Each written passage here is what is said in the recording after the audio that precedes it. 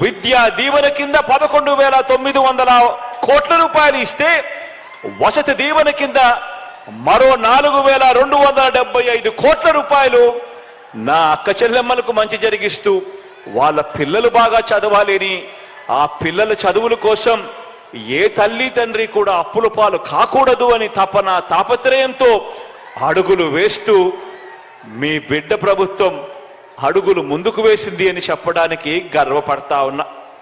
వీటి అన్నింటితో పాటు నా కాపు అక్క చెల్లెమ్మలకు 56 నెలల కాలంలోనే కాపు నేస్తం కింద 2,028 కోట్లు ఇచ్చాం. నా పేద ఓసీ అక్క చెల్లెమ్మలకు మంచి జరిగిస్తూ ఈబీసీ నేస్తం కింద మరో 1,257 కోట్ల రూపాయలు వారి సాధికారతకు కూడా అందించినది కూడా మీ బిడ్డ ప్రభుత్వమే అని కూడా చెప్పడానికి గర్వపడతా ఉన్నా.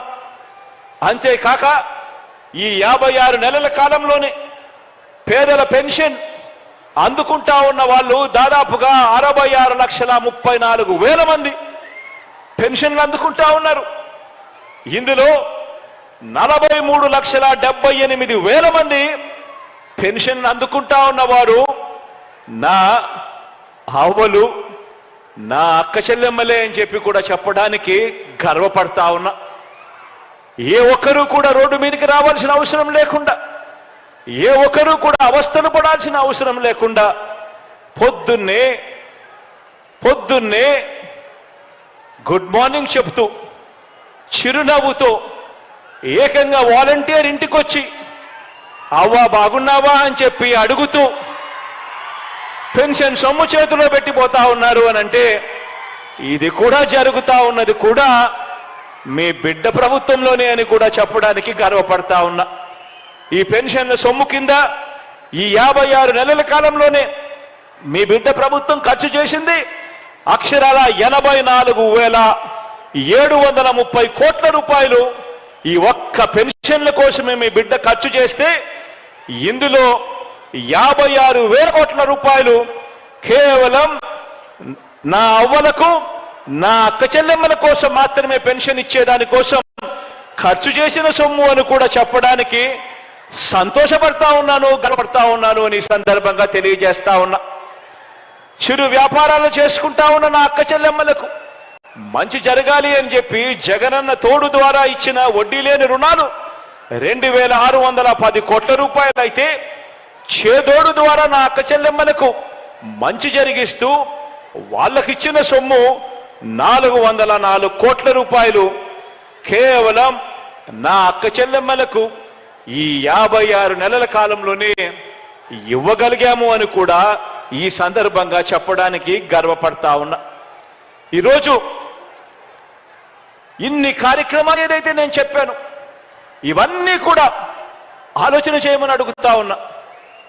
గతంలో ఈ కార్యక్రమాలు కానీ, గతంలో ఈ మాదిరిగా అక్క చెల్లెమ్మల గురించి కానీ ఆలోచన చేసింది కానీ, అక్క చెల్లెమ్మలు పట్టించుకునింది కానీ, ఆ అక్క చెల్లెమ్మల పిల్లల గురించి కానీ, వాళ్ళ కుటుంబాల గురించి కానీ పట్టించుకున్న పరిస్థితులు కానీ గతంలో ఎప్పుడైనా చూశామా అని చెప్పి ఒక్కసారి ఆలోచన చేయమని మిమ్మల్ని అందరినీ కూడా కోరుతా ఉన్నా. గట్టిగా 2 చేతులు పైకెత్తి ఇలా ఇలా ఇలా ఇలా ఇలా ఇలా ఇలా ఇలా ఇలా ఇలా ఇలా ఇలా ఇలా ఇలా ఇలా.